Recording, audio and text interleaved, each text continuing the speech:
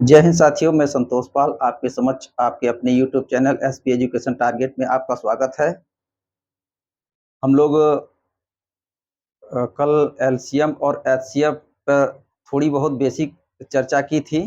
आज थोड़ा सा उसके आगे बढ़ेंगे और आज हम देखेंगे जैसे दो एलसीएम और एचसीएफ निकालना होता है तो जब भिन्न रहती है तो भिन्नों का देखेंगे किस तरीके से एलसीएम और एचसीएफ निकालते हैं और उसके आगे भी चर्चा करेंगे। आते हैं अपने टॉपिक पे।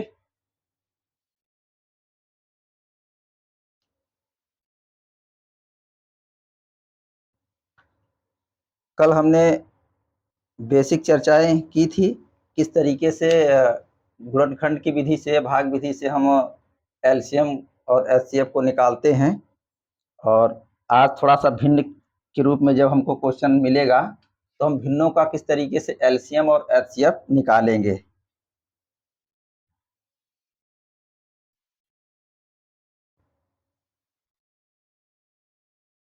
दी गई भिन्नों का एलसीएम के लिए अंश का तो हम एलसीएम निकालेंगे, अंश का एलसीएम बटे हर का एचसीएफ। जब संख्याएं भिन्न के रूप में हमें मिलेंगी तो कई सारी भिन्नें रहेंगी, 2 4 6 जो भी रहेंगी, उनमें हम सभी भिन्नों का जो अंश होगा उसका हम एलसीएम निकालेंगे अगर हमें एलसीएम निकालने के लिए बोल रहा है तो। और जो हर होता है एलसीएम का उल्टा हम उसको एचसीएफ निकालेंगे। ठीक है, इसी तरीके से अगर दी गई संख्याओं का एचसीएफ निकालना है, देखिए एक ये फार्मूला, इसको आप याद रखेंगे भिन्न के लिए।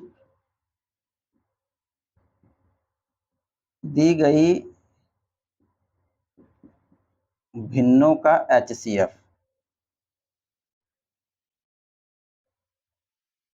जब एचसीएफ निकाला जाता है तो इसके लिए अंश का तो हम एचसीएफ ही निकालेंगे, मतलब जो चीज हमको पूछा जाता है उसका हम ये अंश का निकालते हैं और हर का उसका उल्टा हम उसका एलसीएम जो है हर का निकालेंगे। यहां देखिए अंश का एचसीएफ निकालेंगे, ठीक,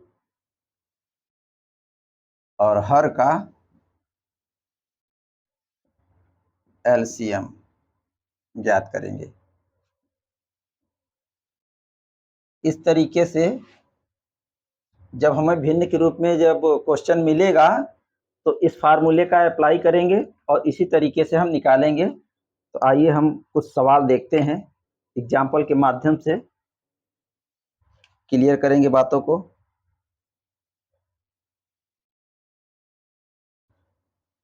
देखिए क्वेश्चन दिया हुआ है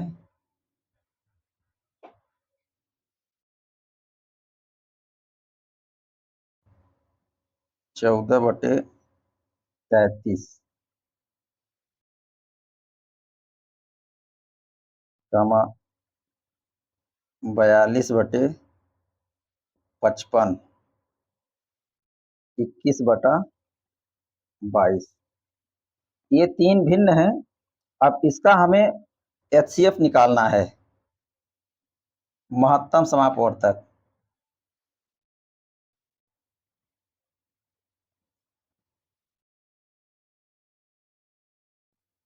ज्ञात करें।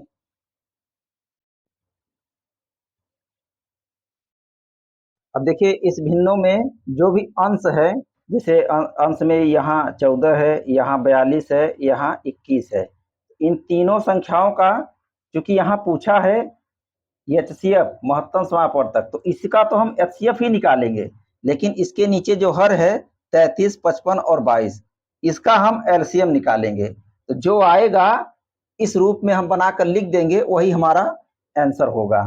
ठीक, तो ये देखिए 42 तो 14, 42 और 21 में जो एचसीएफ का मतलब जो कॉमन होगा। अब इसमें सबसे छोटी संख्या 14 है, 14 स्वयं से तो कटेगी। क्या 14 ये 42 और 21 को काटेगा? 42 को तो काट देगा, लेकिन 21 को नहीं काटेगा। तो 14 का कोई खंड लेंगे हम, जो 14 को भी काटे, 42 को भी, 21 को भी। तो 14 का सबसे बड़ा खंड होगा 2 गुणते 7, तो 7 बड़ा वाला खंड है। ये 7 इसको भी काटेगा, इसको भी और इसे भी। तो यहाँ देखिए 14, 42 और 21 का एचसीएफ, एचसीएफ बटे 33, 55, 22 का एलसीएम इस तरीके से। अब इसका तो एचसीएफ 7 होगा, चाहे आप भाग विधि से निकाल लीजिए या गुणनखंड विधि से निकाल लीजिए। अभी हमने निकाला है, कल हमने गुणनखंड विधि से आपको बताया था। ये देखिए ये 7 होगा, और यहाँ इसका 11 गुणे 3, 11 गुणे 5, 11 गुणे 2, तो 11 तो सब में कॉमन हो गया, एक खंड 11 ले लेंगे। यहाँ इसमें 3 है, 3, इसमें भी 5 मिलेगा, इसमें 2 मिलेगा, बाकी 11 तो हमने सब में से ले ही लिया है, 5 और 2। इस तरीके से यह जो संख्या मिलेगी इन तीनों संख्याओं से कटेगी, और इसमें इस खंडों से यह तीनों संख्याएं बन जाएंगी। यहाँ देखिए 11 दूनी 22, 11 तिया 33, 11 पंजे 55, सारी संख्याएं इन खंडों में विद्यमान है। तो इसको हम हल करेंगे तो 7 बटे 11 तिया 33 और ये 10, 330, ये हमारा आंसर हो जाएगा।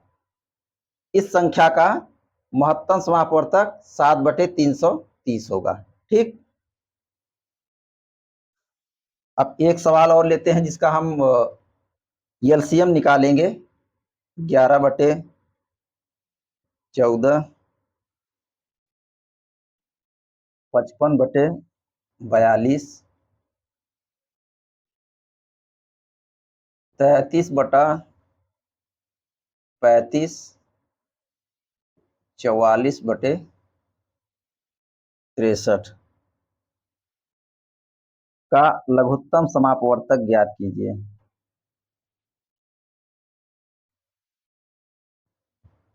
तम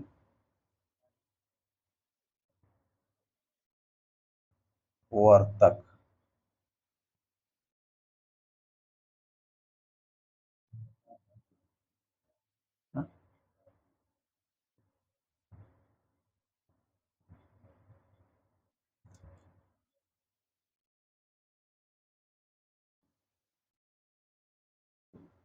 लघुत्तम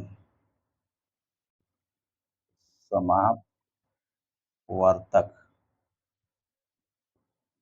ज्ञात करें।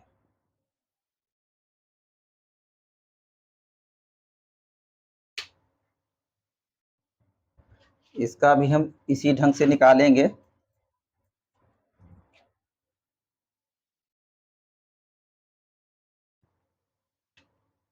देखिए 11, 55, 33, 44, 1 2 3 4 संख्याएं हैं। यहाँ लघुत्तम समूहापवर्तक पूछा गया है, तो हम इसका एलसीएम निकालेंगे, एलसीएम का एलसीएम।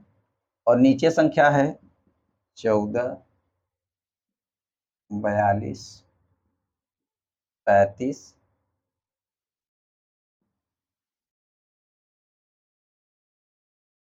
63।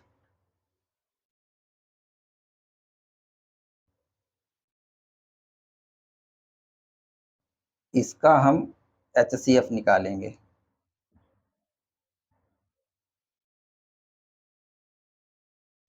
अब देखिए यहाँ ये सारी संख्याएं 11 से कट रही हैं, 11 एकम 11, 11 पंजे 55, 11 तिया 33, 11 चौक 44।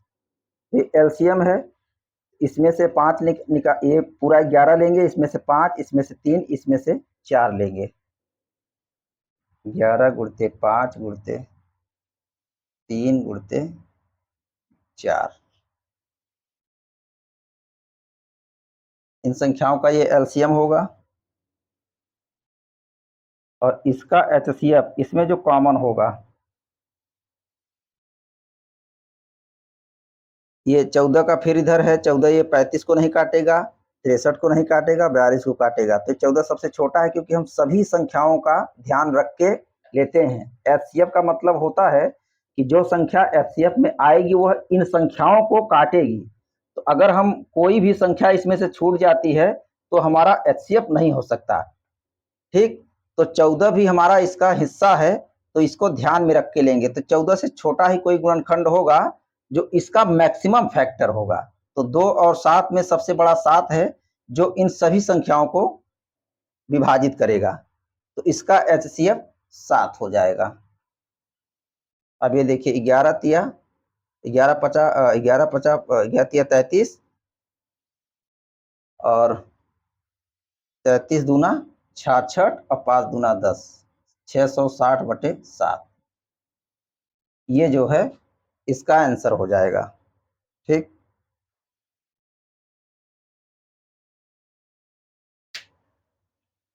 अब थोड़ा आगे बढ़ते हैं।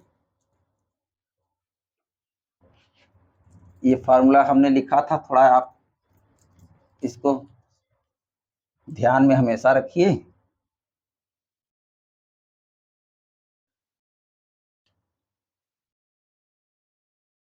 ये 1.75, 5.6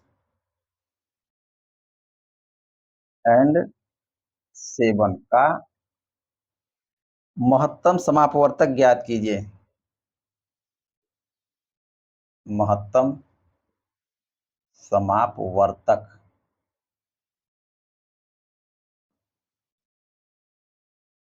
ज्ञात करें। अब ये देखिए, ये पॉइंट में संख्याएं दी हुई है और एक संख्या पॉइंट में नहीं है। तो इसी ढंग से इसका भी हम निकालेंगे। तो इसको हम 1.75, यहाँ ये पॉइंट हटा के अपान 100, यहाँ 5/6/10 कर लेंगे और ये 7 हो जाएगा। अब अगर ये संख्याएं कटती हैं तो हम इसको काट के छोटा बना लेंगे। यहाँ देखिए 25 चौका 100 और 25 छक्का 150, 25 सत्ते 175 और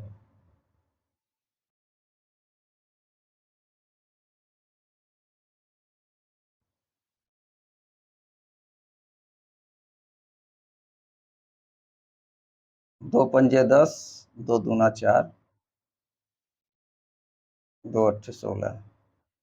ये संख्याएं मिली हमको 4/7, 28/5, 7। इसको बटे 1 लिख सकते हैं हम। अब ये भिन्न के रूप में हमें मिल गई। और जब तक इन संख्याओं को ये कट रही हैं, हम काट के इनको छोटा बना लेते हैं, ताकि इसके अंदर एचसीएफ न रह जाए, एक शुद्ध संख्या मिल जाए हमको, तब हम इसका निकालेंगे। क्योंकि यहाँ हमें महत्तम समापवर्तक निकालना है, तो यहाँ लिखेंगे 7, 28 और 7 का महत्तम समापवर्तक HCF। ठीक, और यहाँ 4, 5 और 1 का LCM।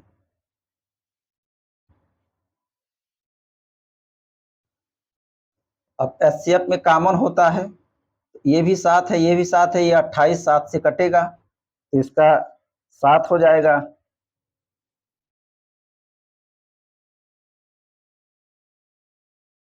और इसका तो एलसीएम निकालना है, तो ये तो गुणनखंड विधि होगी। ये 4 पंचे 20, 20, क्योंकि यह पॉइंट में था तो इसको भी हम अगर काट लेंगे तो पॉइंट में आ जाएगा हमारा।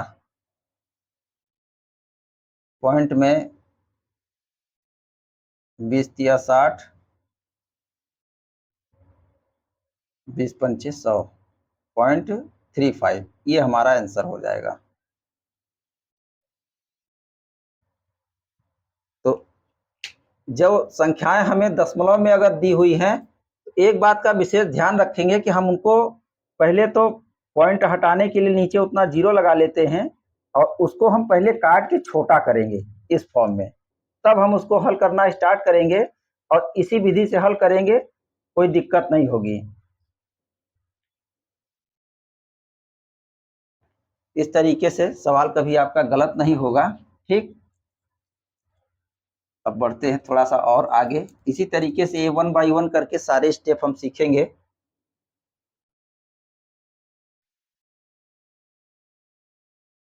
देखिए एक पॉइंट के वाला और है, दशमलव 36,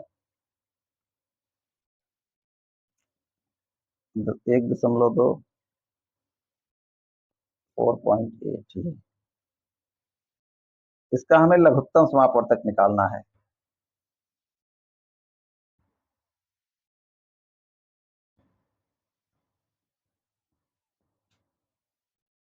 वर्तक ज्ञात करें।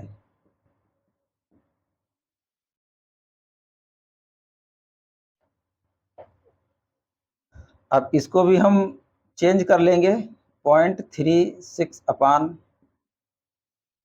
पॉइंट हटाएंगे तो 100, 12 अपान 10, 48 अपान 10। कटेगा ये,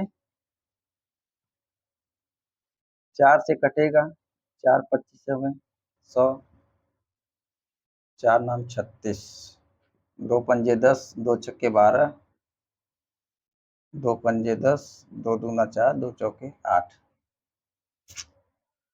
तो हमें संख्या मिली है 9/25, 6/5,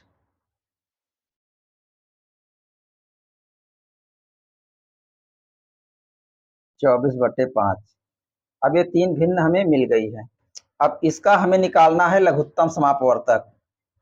तो उसी ढंग से लिखेंगे, आप डायरेक्ट भी लिख सकते हैं, क्योंकि स्टेप बाय स्टेप करने में आप थोड़ा सा जब स्पीड अपनी बना लेंगे तो फिर आप क्वेश्चन को डायरेक्टली अटेम्प्ट करने लग जाएंगे। किसी भी चीज में अगर आप ज्यादा समय देते हैं तो एक दिन उसको बहुत ही शॉर्टली आप कर सकते हैं, बहुत कम समय में उस काम को फिर निपटाया जा सकता है। अगर उसमें आपने अधिक समय दिया हुआ है तो पहले आप स्टेप बाय स्टेप अपनी स्पीड को बढ़ाइए। जितनी ज्यादा बार आप लगाएंगे आपकी स्पीड इतनी अधिक हो जाएगी कि आप बहुत कम समय में उसको लगाएंगे, इतना ज्यादा लिखने की जरूरत नहीं पड़ेगी। क्योंकि हम एक एक पॉइंट को खोलते हुए इसलिए लिख रहे हैं ताकि कोई डाउट आपका न बचे। 9, 6, 25, इसका तो हम यहाँ जो दिया है एलसीएम लेंगे, एलसीएम, और 25, 5, 5 का एचसीएफ।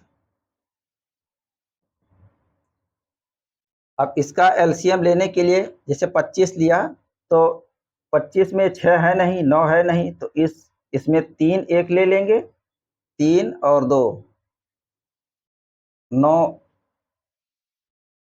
ये 9 में से 2 3 लिया ये, और इसमें से एक 2 आएगा 6 में से, और ये डबल 5 25 आएगा। ठीक, इसका तो हो जाए, ये है एलसीएम। ठीक, और यहाँ एचसीएफ हमारा 5 हो जाएगा, क्योंकि 5 ये तीनों संख्याओं को बड़ी ही आसानी से विभाजित कर देगा। इसका गुणनखंड कर लेते हैं।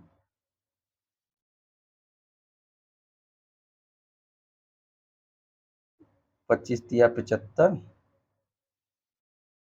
और 25 तिया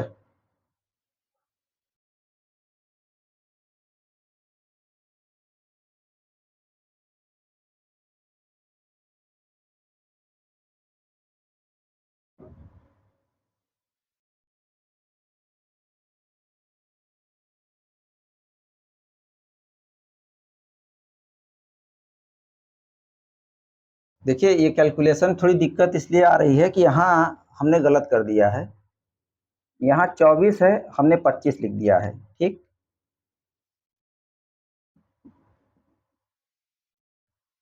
यहाँ 24 होगा और यहाँ भी 24 होगा। अब इसका एलसीएम लेंगे तो 24 में 6 ऑलरेडी है और एक 3 भी है, 8 या 24। इसका एक 3 और ले लेंगे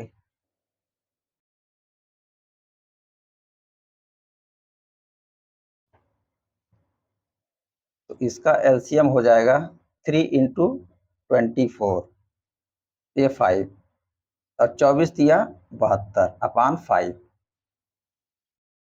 अगर आप इसको भिन्न के रूप में लिखना चाहते हैं तो यही इसका आंसर हो जाएगा। अगर काटेंगे तो 5 एकम 5, 2 5 चौके 20, फिर 5 चौके 20।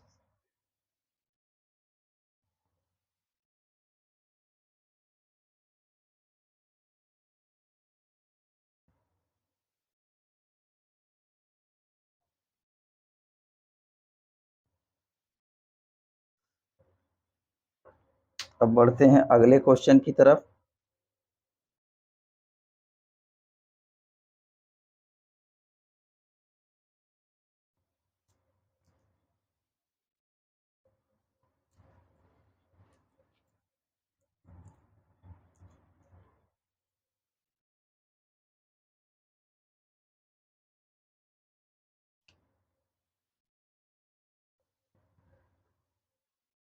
एक बटा 3, 2/9, 5/6, 4/27 का लघुत्तम समापवर्तक।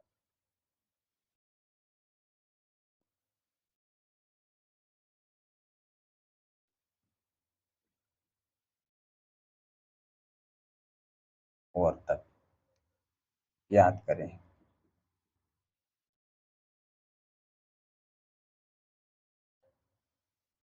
यहाँ 1 2 कोई संख्या कट तो नहीं रही है, ठीक है। 5 और 4 का एलसीएम और 3 9 6 27 का एचसीएफ।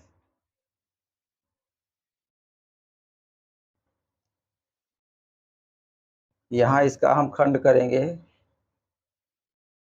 तो ये 5 गुणित 4, ये इसका एलसीएम हो जाएगा।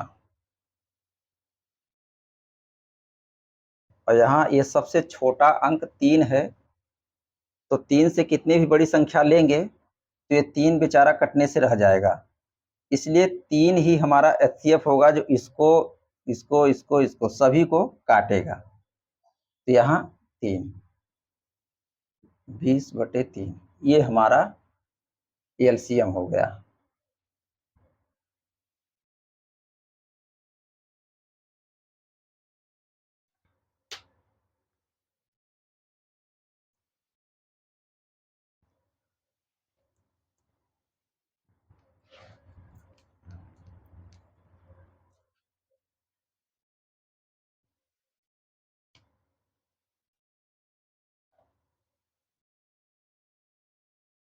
दो बटे तीन,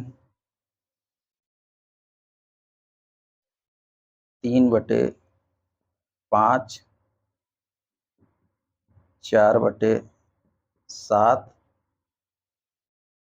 9/13 का एलसीएम क्या होगा? एलसीएम क्या होगा?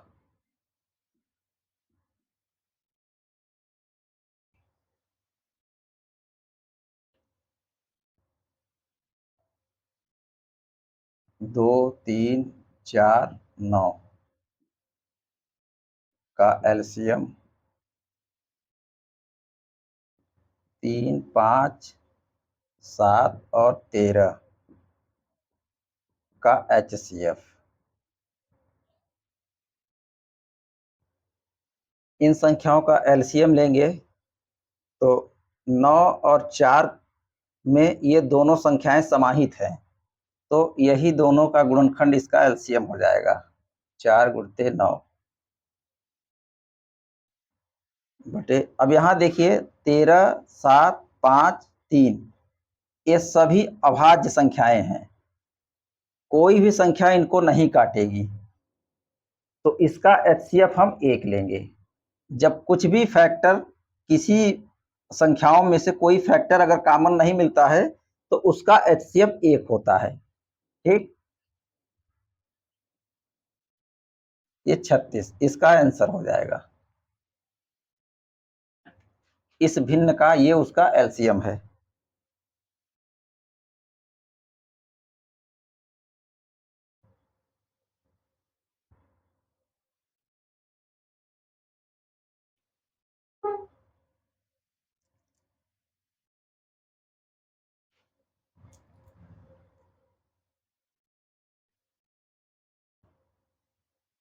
अब संख्या देखिए 1.08, 0.36 एंड 0.9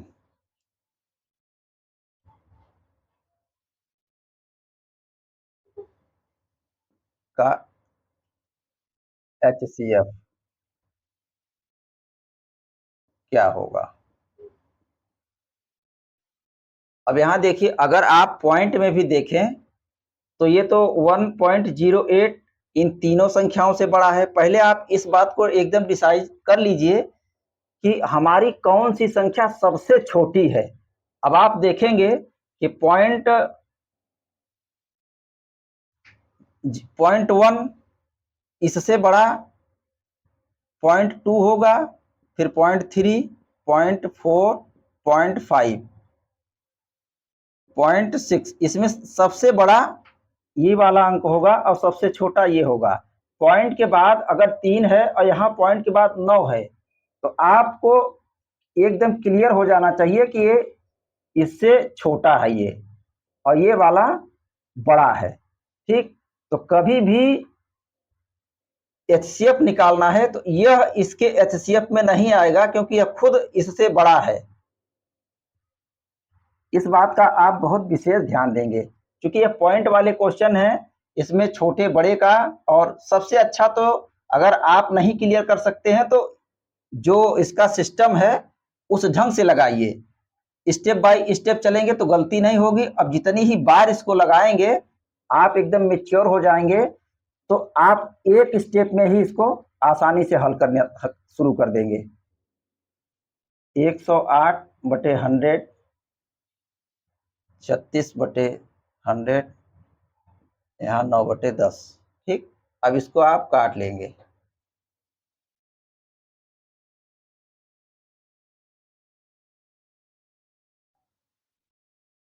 दो से काटे, 2 पंचे 10, 2 चौके 8, 2 पंचे 10, ये आ गया, और ये 25 बार, ये 2 दूना 4, 2 सत्ते 14, 2 पंचे 10, 18 दूना 36, फिर 25 बार, 2 निम 18, ये संख्या हो गई 27/25, 9/25 और 9/10। ये जो है इस फॉर्म में आ गई। अब इसमें किसी प्रकार की कोई दिक्कत नहीं है, आप ऊपर वाली संख्याओं का एचसीएफ लीजिए और नीचे वाली संख्याओं का एलसीएम लीजिए। 27, 9 और 9 का एचसीएफ,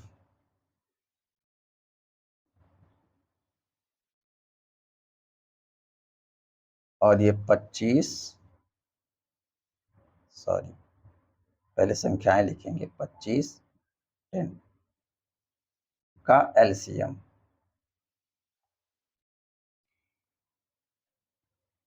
अब इसमें 9 तिया 27, 9 को ये भी, ये तीनों संख्याएं 9 से कटेंगी तो इसका एचसीएफ 9 हो जाएगा। ठीक, अब यहाँ हमको एलसीएम लेना है। ये 25 है और इसमें 5 गुणित 2 है, तो 2 इसके अंदर नहीं है तो केवल हमें 25 में 2 ले लेना है। 25 गुणित 2, इसका एलसीएम ये हो गया, इसका आंसर हो जाएगा 9/50। ये इस सवाल का आंसर हो जाएगा। ठीक, तो ये थोड़े कुछ भिन्न टाइप के जो क्वेश्चन होते हैं एलसीएम और एचसीएफ के तहत पूछे जाते हैं। हमने कई क्वेश्चन यहाँ हल करके देखा है और बहुत अच्छे से उसको समझाया है। काफ़ी एक एक पॉइंट खोल के हमने देखा है। सब कुछ सारी बातें आपको समझ में आई होंगी, कोई डाउट नहीं बचना चाहिए इसमें। आप खुद प्रैक्टिस करेंगे तो इसमें बहुत अच्छे से आप मैच्योर हो जाएंगे। ठीक,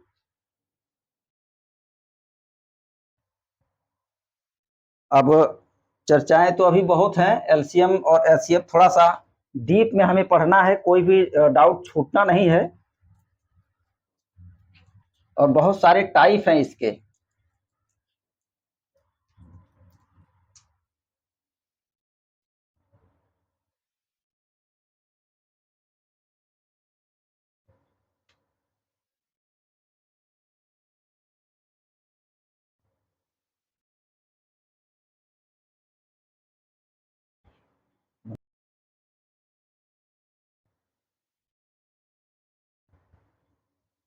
आज हम अपना क्लास यहीं पे स्टॉप करते हैं।